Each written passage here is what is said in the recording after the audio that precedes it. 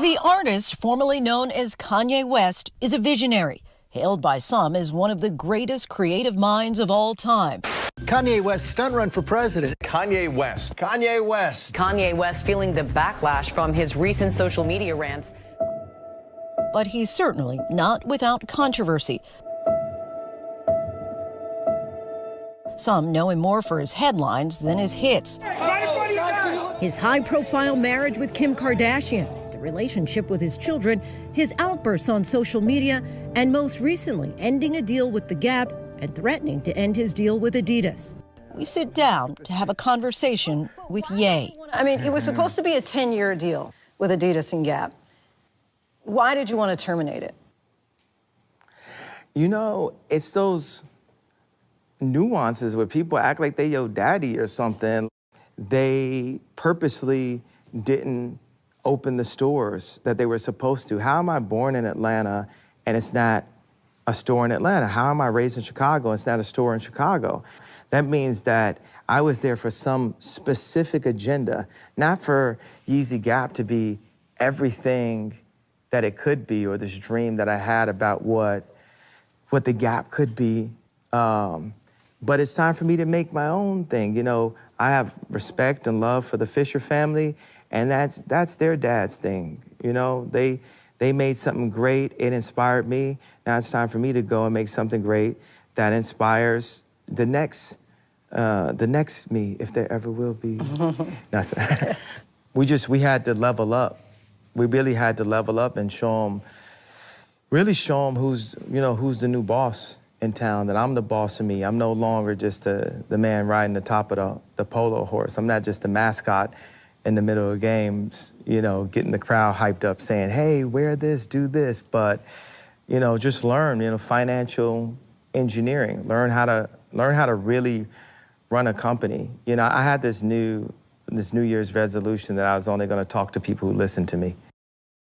The Gap provided a statement to ABC News saying in part, "We are confident we have been in compliance with the terms of our agreement since the outset, and we will continue to work amicably to unwind it. Above all, we wish Ye well." Ye remains in a legal battle with Adidas to receive ownership of his brand. The next step, he says, is to sell Yeezy directly to consumers, something he argued about with radio host Sway back in 2013. Why don't you empower yourself and don't need them and do it yourself? How, Sway? Take a few steps back to go. You ain't got the answers, man. You ain't got the answers. You ain't got the answers. You ain't got the answers, Sway. So Sway, almost 10 years ago, said, man, why don't you do it on your own? Was he right? You know what? I will go ahead and say Sway had the answer. I know people are gonna be like, no. Is that gonna be affordable and accessible for people? Because I know some of your sneakers are thousands of dollars. I mean, if it's up to Meezy, Yeezy, it'd be freezy. You're not Meezy. But, you know, life is free. Life is the event. Life is a gift. But wait, I want to go back to that, because you said if it were up to Meezy, it would be freezy. But how much is it going to be? Because, you know, people want to know. How much is it going to be? Yeah. First store is going to be in Atlanta, right? People who are going to walk in off the street, can they buy something for 30 bucks? 20. 20. I like multiples of 20. Simplifying things. 20 will get me a T-shirt? Get you 4 T-shirts. So it's going to be very accessible. Very accessible. Very affordable.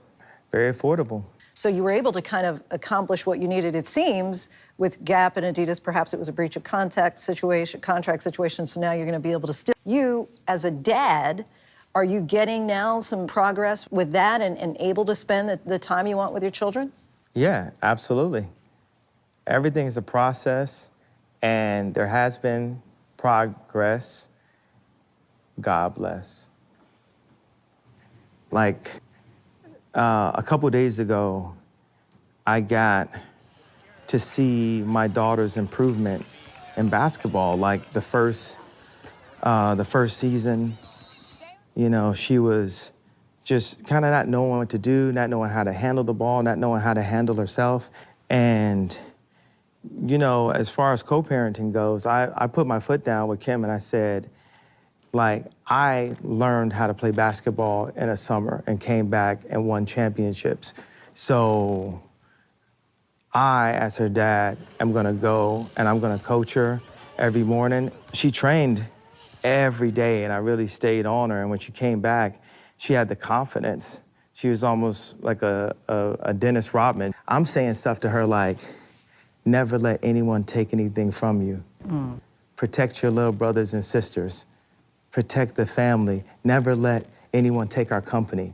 I'm literally saying this to her because I realize she's one of the people in the family that will make sure that no one ever takes our company. No one ever takes what me and Kim have built with both of our brands and the brands that we're building now. Do you feel you have a voice as you're co-parenting now?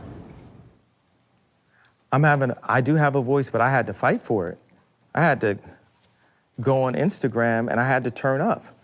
You know, people want to be, oh yeah, Kanye, whatever. No, I legally changed my name. It's just a beginning of a respect. Or with Adidas, like, oh, you know, we're just gonna like take your colorways and we're just gonna do that. The couple's focus on their children was evident in the first season of The Kardashians. No matter what we're going through, I always want my kids to be around their dad as much as possible and just to have their mornings with dad and get dropped off at school. No, I have a voice. And I don't agree with certain things as a dad and as a Christian. I have a right to have a voice on what my kids are wearing, what they're watching, what they're eating. And I believe I have a platform where I get to say what so many dads can't say out loud. There's so many situations where an entire family will go and basically take control of the kids. I know so many people would hit me like out of Chicago and say, yo, I just went through the same thing as you. And then people will call me and say, hey, are you okay? And I'm like, well, I'm okay now because I said something, but I wasn't okay before with the situation, and that's why I said something. And it's just little nuances where there was a parallel to what was happening at Gap, what was happening at Adidas, and what was happening in my home. It was all a kind of a disregard for the voice of something that I co-created. I co-created the children. I co-created the product at Adidas. I co-created the product at Gap. And I let everybody know that there's actually a through line, there's a parallel. And the parallel does touch on discrimination. Even within your marriage? Obviously, it's a parallel. What marriage, exactly? The former marriage, right. Yeah. I want my kids to go to Donda, and I have to fight for a say-so because they're just programmed. It's just like, hey, all the kids are going to Sierra Canyon. No, I'm their dad. Like, it has to be co-parenting. It's not up to only the woman. Like, men have a choice. Men's voices matter. Yeah.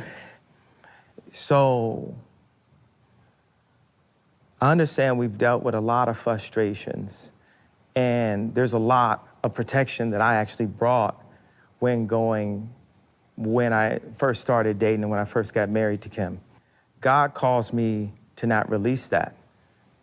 That's still there. This is the mother of my children, and I apologize for any stress that I have caused, even in my frustration, because God calls me to be stronger. But also, ain't nobody else finna be causing no stress either.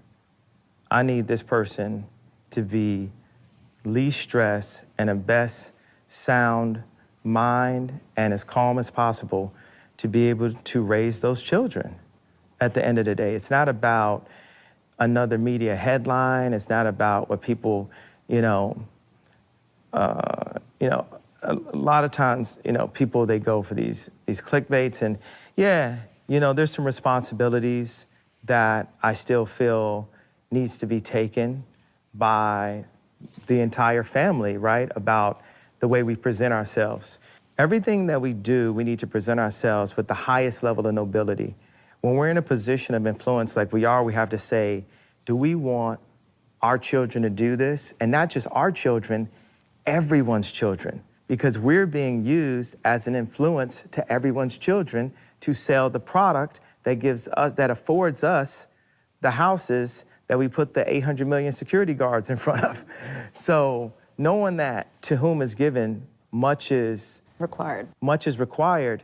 I also require that because I'm sorry, Hulu, I'm sorry, Disney, it didn't work. Even with me out the house, I'm still the head of the house. I think that many of us had access to see your mom, Donda, in Genius or in other opportunities, and it seemed like she was your #1 supporter, that she invested in you. I mean, I remember at one point she said that you played tracks like Michael Jordan shoots free throws. Case in point, how many times did you see my dad in that documentary? It would have been like he wasn't even alive. Case in point. And everyone's fine with that. I was taken away. My mom was offered a job by the state in the south side of Chicago, the most dangerous place at that time, you know, on the planet. Moved you from Atlanta? Moved me from Atlanta. My dad, think about how smart people say I am. My dad's smarter than me. He didn't have a voice. And so social media, you feel, is that more hurtful or beneficial to you? That's one of my favorite questions this interview. I mean, we can use a car to rush somebody to the hospital, or we could use a car and accidentally hit somebody while we're rushing somebody to the hospital. It's all in how we use it. Coming up in a conversation with Ye. People always want to know, I think, about your mental health. You know, you've talked before about how you were diagnosed as bipolar. You know what? I think that this idea, this concept of mental health being this big subject is straight up media propaganda to diminish people that are not coloring inside the lines.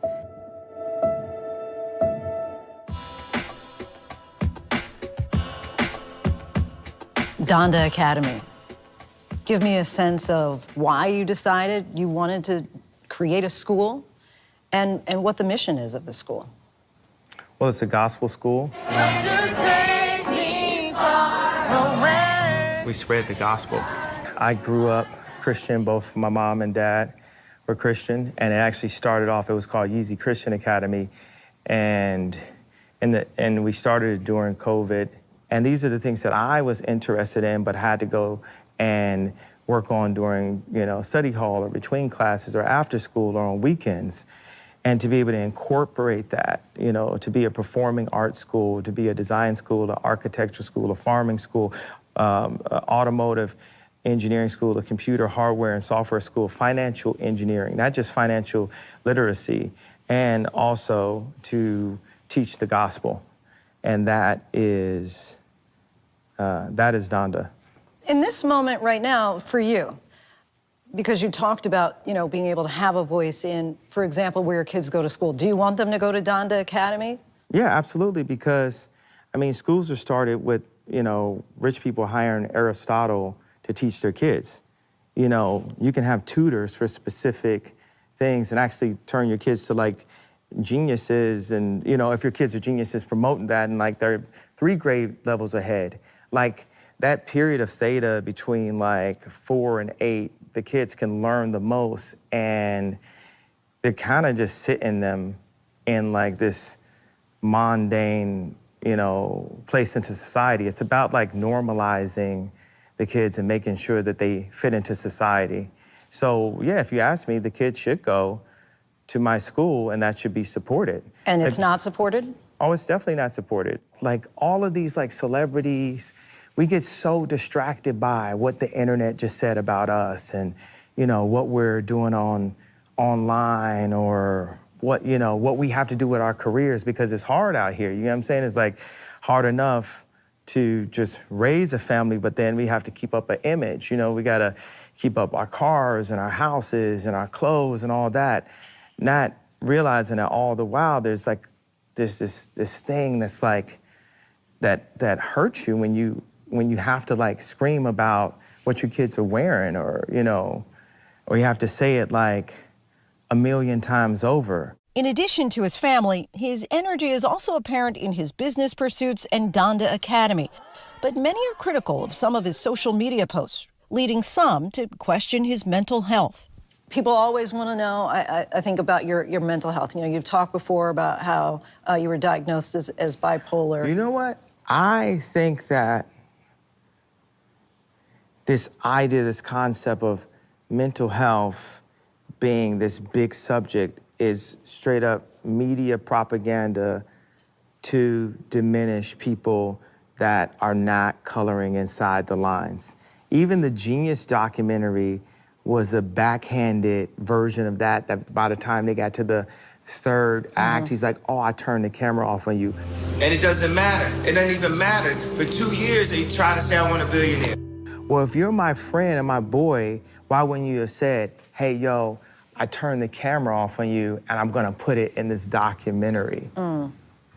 Unless that's what they want. They want to have it where if there's anything that's innovative, like we just accept this kind of idea of people saying like, hey, we want to talk about your mental health.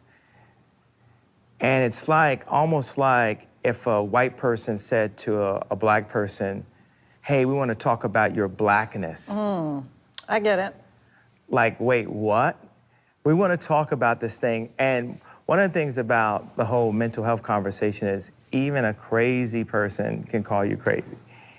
It's like, no matter what you do, and it used to hurt me. It hurt my ego. And it's something that I think, God, put on me. So I feel like when I finally go to heaven, I get to talk to God, I'm gonna say, why did you let all these people think I was so crazy? And God is gonna say, well, it was a camouflage. I was protecting you. Protecting you from what? Just, people write off the fact that I'm gonna change the world. They just think it's crazy. How are you going to change the world? More? How are we gonna change the world more? More. Fresh air, fresh food. Fresh food cures cancer. I don't want to say that because New York Times is gonna take that and say he's gonna cure cancer. But true enough, it's like your food, your diet is the most important thing. Your live it. Yeah, you live it, yeah. you're live it because you don't want to die. You are what you eat. You are what you consume. You are what you consume, not just eating. You are what you consume in any way, from the people that you're around, sunlight, the type of, music, the art you listen to. So we're gonna change everything. Apple is the #1 company on the planet, and Yeezy's gonna take the spot. Yeezy's gonna be bigger than Apple. And we're gonna be bigger by supporting the planet. So I'm Steve Jobs, and the earth is not, no. But you mean in an apparel way? You mean you're talking about in just clothing? When you're saying that you're going to change the world and that you're going to replace Apple as Yeezy, I mean, right now we know. Well, I didn't say we're Yeezy going to replace Apple. We're still going to use Apple. Apple is just it's a standard, it's a base. Apple is part of the reason that Yeezy's going to have the opportunity to be bigger. We're going to stand on the shoulders of Apple, and that's exactly what Steve would have wanted. He would have wanted to inspire a kid like me, as Jay-Z said in the show movie, Eating Cereal, to stand on the shoulders of Apple and take it to the next frontier, and to realize that the human being is the iPhone and our earth is our office. And we need to support both of those things in everything that we do. And that's how, not me, but we, as a collective, our species, we're gonna change the world. We're gonna change the world through information, through knowledge, through love, through respect, through understanding. I can't single-handedly change the world, but we can implement the truth. And let's start with the truth and start with transparency, and we can collectively, not can, I don't like the word can, we will make the world better. And I understand in this world that, as my grandfather used to say, you're gonna need some money, that you're gonna need some money. But when I lean on the idea of the richest black man of all time, it was really in defense of the mental health conversation. It's like, well, if I'm so what you say I am, why did I end up with this? Maybe I was right. Maybe I'm actually right about these things, and you didn't want anyone to know I was right, so you said, don't listen to him, he's this. But then you go back and play everything I ever said in slow motion, whether I said it really high or whether I said it really low, and it's like, oh, that's actually true. And there's so many examples throughout history where people were misunderstood in their time. And it's I do not like when people say, oh, you're 20 years ahead of your time. Well, I'm not doing a good job because I need to, like we were saying before, be able to actualize these things that are 20 years ahead and bring them to people in real life, or else it's something that only I'm enjoying in my imagination. God needs, the world needs to enjoy what's in my imaginations. I could just literally hear Dizzy Gillespie in the back. I see dreams. Oh, yeah, right. In 2016, he reimagined himself in the world of politics. He's a good man. Publicly pledging his support for then Republican candidate Donald Trump. Then in 2020, he ran for president of the United States himself and says his days in politics are not over. Obviously, you did run for president in 2020. Do you have future political aspirations? Yes, absolutely. The aspirations, that time wasn't in God's time. I'm sure there's lives that were saved. I'm sure God had me fall on the sword and say, this is not the time. But, he's a redeemer. He's given me this oxygen. He's given me this platform. He's put amazing people around me. He's given me new publicists, a new lease on life, new air to breathe, and a new respect. You talked about how we are what we consume, and including who we spend time with. I'm just curious, apparently you spend a lot of time with J.R. Kushner. Is that just a friendship, or that's political still for the future, or a little both? His brother said he'd kill him if he go back to the White House. So that's the answer. Oh, okay. But you still want to run for president? I met Mayor Suarez down in Miami, and I thought he'd make a really good president also. In addition to you? While he may not be ready to make a decision on the future of his political career, Ye is already looking toward the future with regard to sustainability and how to make life better for the next generation. Do you feel like this is a time of renaissance, basically, and that you are even opening up more access for other creators coming up behind you? Absolutely. We've opened up a lot of access. That's what the school is about.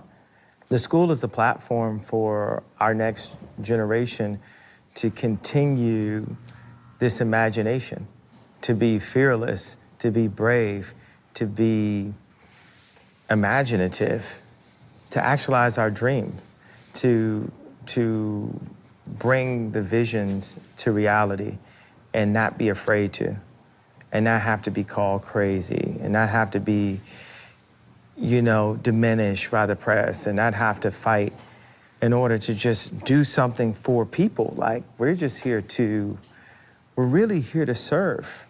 I wouldn't mind if I was not photographed again. I want to present. We're gonna present this architectural, this engineering approach to giving us a simplified balance of nature and man. Lastly, are you still energized by people telling you you can't? Well, I like that you use the word energized over the word excited. That's Donda-fied language. I was with a friend of mine, and he had a slogan that said, "How can I help?" And I said, all of those words could be more powerful. I is singular, we is far more powerful. All is a very powerful vibration. Can is like, okay, we can, but did we? How? It's a question. You know, the truth is unquestionable. To speak in affirmations like Yoda. And help, actually the fourth definition in the word help is to avoid. It's like when you're at the end of a meeting with somebody and they say, well, how can I help? It's meaning like, I'm gonna give you somebody else's number because I'm not going to be the one to be dealing with you type of thing. So, and with the word excited, so many times people get excited and they make a rash decision. Whereas with us, when things happen that are amazing or things happen that are disappointing, we stay energized, we stay level, we stay peaceful through that, and that's the next frontier, that's the next level of this video game of life. Right now, Ye is, can you finish that sentence? Tired of doing the interview. All right, all right, all right. Right now, Ye is finished with the interview. All right, hey, thank you. Thank you very much.